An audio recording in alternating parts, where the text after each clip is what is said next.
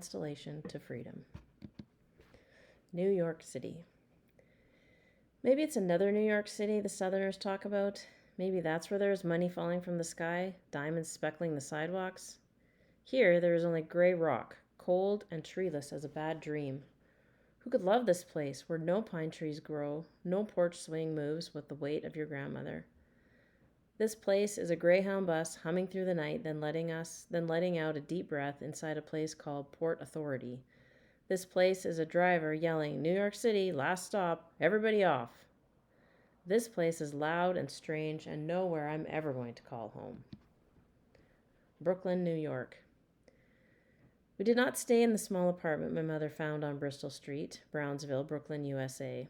We did not stay because the dim bulb that hung from a chain swung back and forth when our upstairs neighbor walked across their floor, casting shadows that made my brother cry and suck hard on his middle fingers. We did not stay because the building was big and old, and when the bathroom ceiling fell into the bathtub, my mother said, "I am not Henny Penny, and that is not the sky." So she called Aunt Kay and her boyfriend, Bernie. They borrowed a truck and helped us pack, bundled us up in winter coats, turned off that swinging light, and got us out of there. Herszel Street.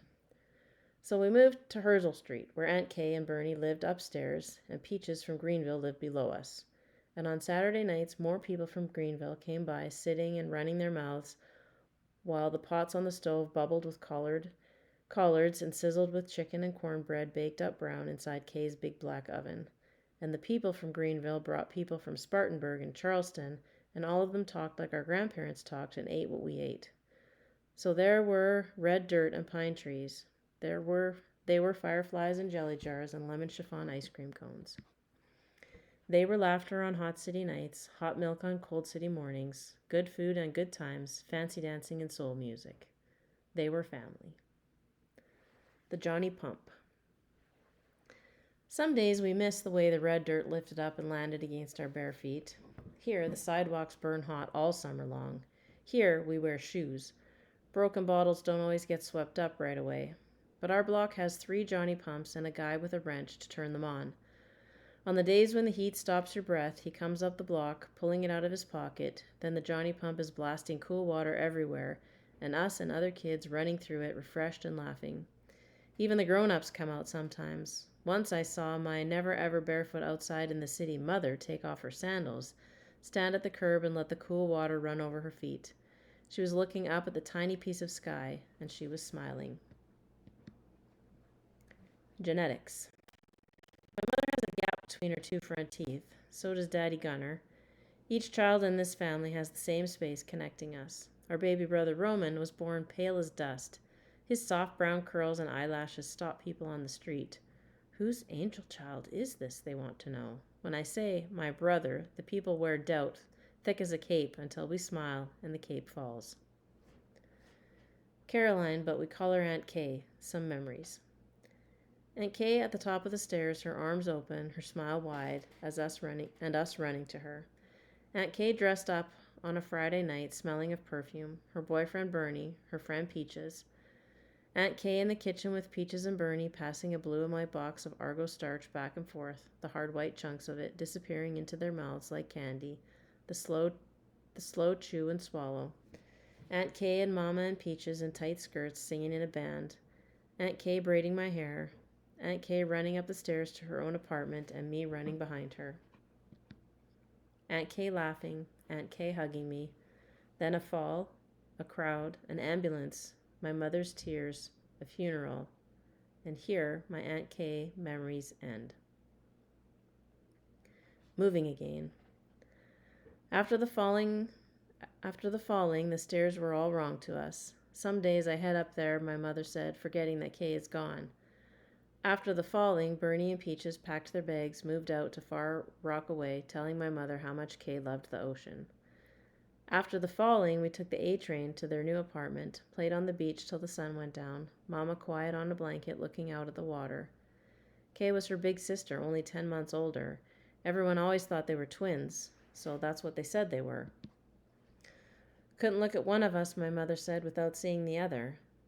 After the falling, the hallway smelled like Kay's perfume whenever it rained. So we moved again, to the 2nd floor of a pink house on Madison Street. Out front there was a 5-foot sculpture made from gray rock, ivory, and sand. A small fountain sent water cascading over statues of Mary, Joseph, and Jesus. People stopped in front of the house, crossed themselves, mouthed a silent prayer, then moved on. "This house is protected," the landlord told my mother. "The saints keep us safe." "This house is protected," my mother whispered to us, "by the saint of ugly sculpture." After the falling, sometimes I would see my mother smiling at that sculpture, and in her smile there was Aunt Kay's smile, the two of them having a secret sister laugh, the two of them together again. Composition notebook. And somehow one day it's just there, speckled black and white, the paper, inside smelling like something I could fall right into, live there, inside those clean white pages. I don't know how my first composition notebook ended up in my hands long before I could really write. Someone must have known that this was all I needed. Hard not to smile as I held it, felt the breeze as I fanned the pages. My sister thought my standing there smiling was crazy, didn't understand how the smell and feel and sight of bright white paper could bring me so much joy. And why does she need a notebook? She can't even write. For days and days I could only sniff the pages, hold the notebook close, listen to the sound the papers made. Nothing in the world is like this. A bright white page with pale blue lines. The smell of a newly sharpened pencil, the soft hush of it, moving finally one day into letters. And even though she's smarter than anything, this is something my sister can't even begin to understand. On paper. The first time I wrote my full name, Jacqueline Amanda Woodson, without anybody's help on a clean white page in my composition notebook, I know, if I wanted to, I could write anything. Letters becoming words, words gathering meaning, becoming thoughts outside my head, becoming sentences written by Jacqueline Amanda Woodson.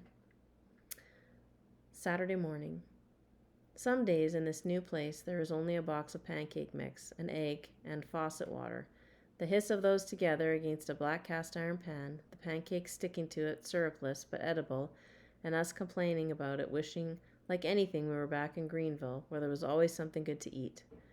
We remember the collards growing down south, the melons, fresh picked and dripping with a sweetness New York can never know. We eat without complaining or whining, or asking our mother when there will be syrup, butter, milk. We remember Greenville without her, count our blessings in silence, and chew. First grade. My hand inside my sister's hand. We walk the 2 blocks to PS 106. I am 6 years old, and my sister tells me our school was once a castle. I believe her. The school stretches for a full city block. Inside, marble stairs wind their way to classrooms filled with dark wood desks, nailed down to dark wood floors polished to a high and beautiful shine.